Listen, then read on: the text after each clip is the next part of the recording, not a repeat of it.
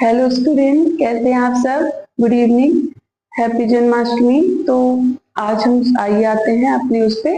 तो पहले त्योहारों की बात करते हैं।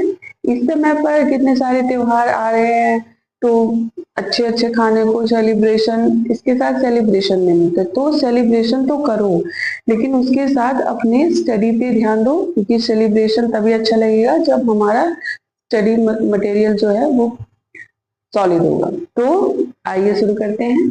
तो आज पढ़ेंगे प्रीपोजिशन, कंजक्शन और इंटरजेक्शन। तो ये तीनों आज चैप्टर कंप्लीट करेंगे, तो हमारा पार्ट्स ऑफ जो है पार्ट्स ऑफ स्पीच हमारा क्लियर हो जाएगा। तो इसमें क्या है, पहला टॉपिक है प्रीपोजिशन।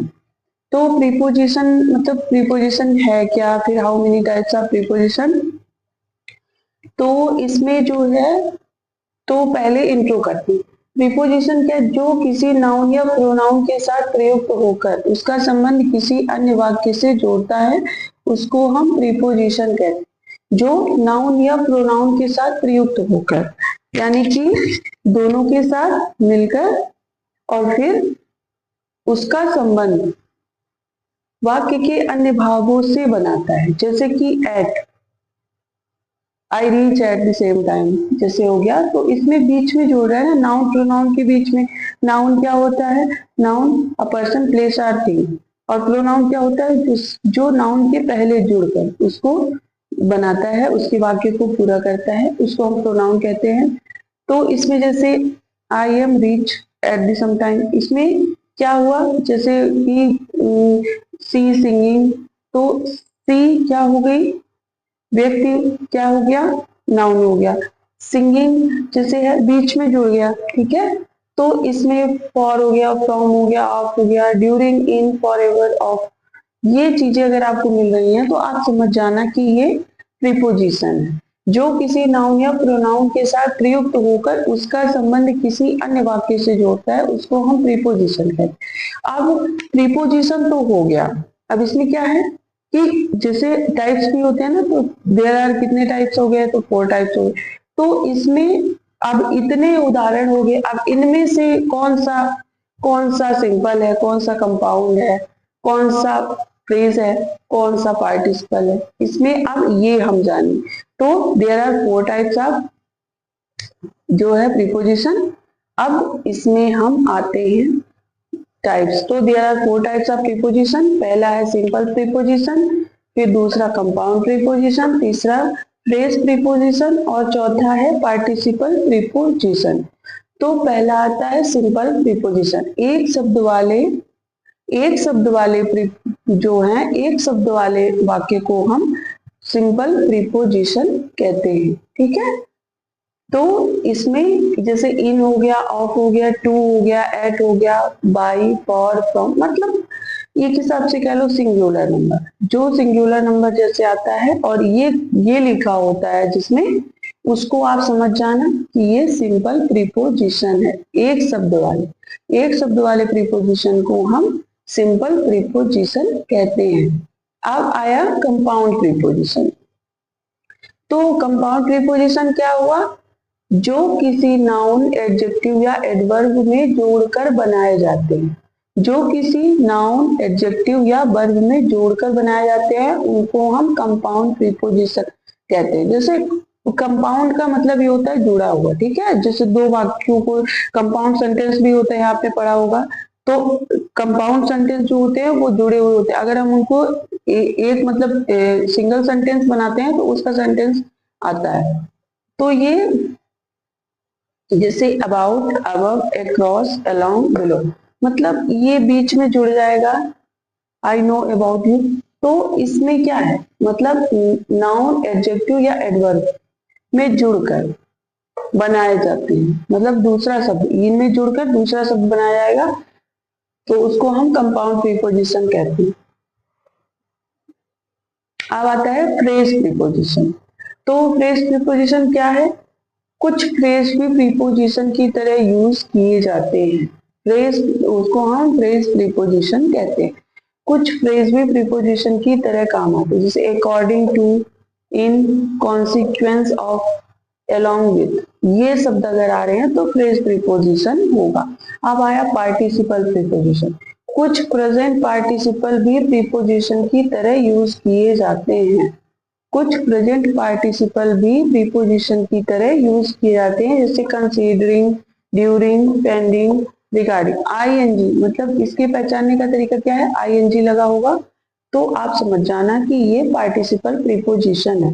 कुछ प्रेजेंट पार्टिसिपल्स भी प्रीपोजिशन की तरह यूज किए जाते हैं। तो ये हमारा हुआ प्रीपोजिशन। प्रीपोजिशन में जो किसी नाउन या प्रोनाउन के साथ जुड़कर, जो किसी नाउन या प्रोनाउन के साथ प्रयुक्त होकर एक नया शब्द बनाते हैं या संबंध अन्य वाक्यों से जोड़ते हैं, उसको हम प्रीपोजिशन कहते हैं। ये उदाहरण हो गया एट, बाय, फ्रॉम, फ्रॉम, जो ये है। फिर इनमें से how many parts of preposition, तो there are 4 types of preposition, simple preposition, compound preposition, phrase preposition और पार्टिसिपल प्रीपोजिशन।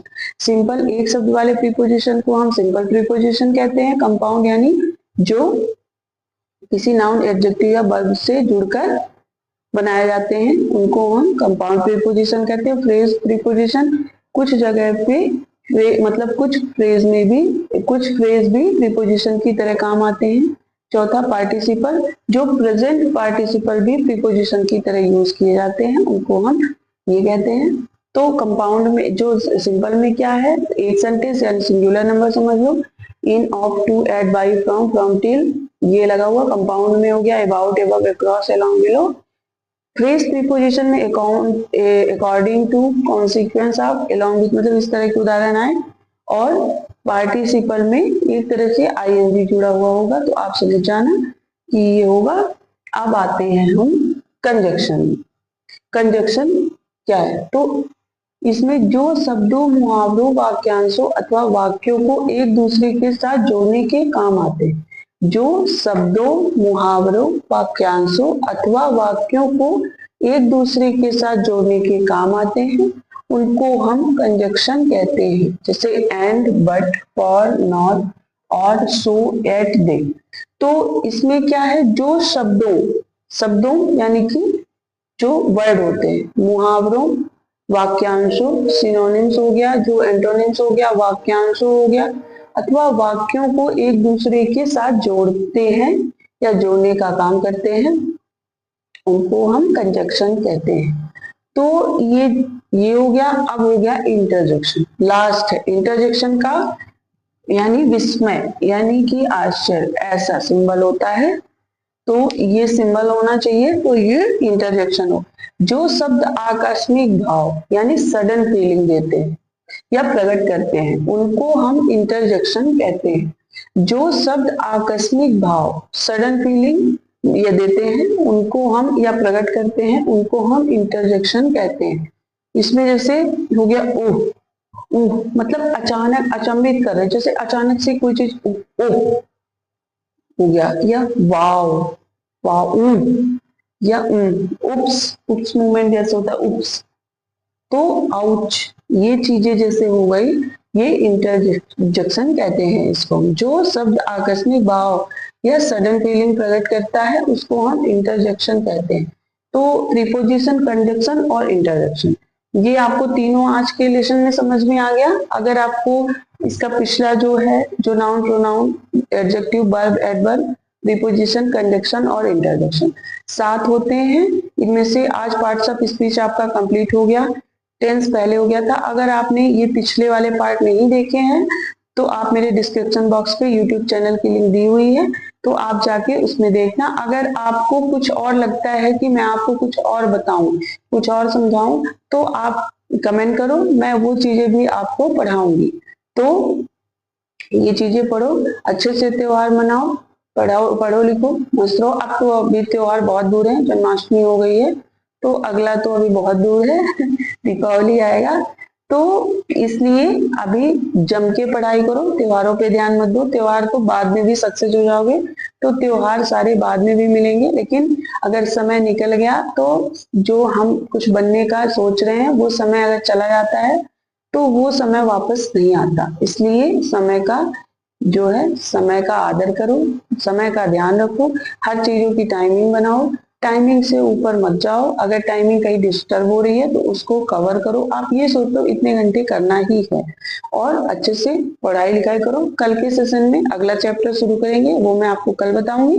तो मिलते हैं कल के सेशन में। खाओ पियो मस्त रहो। Take care, bye.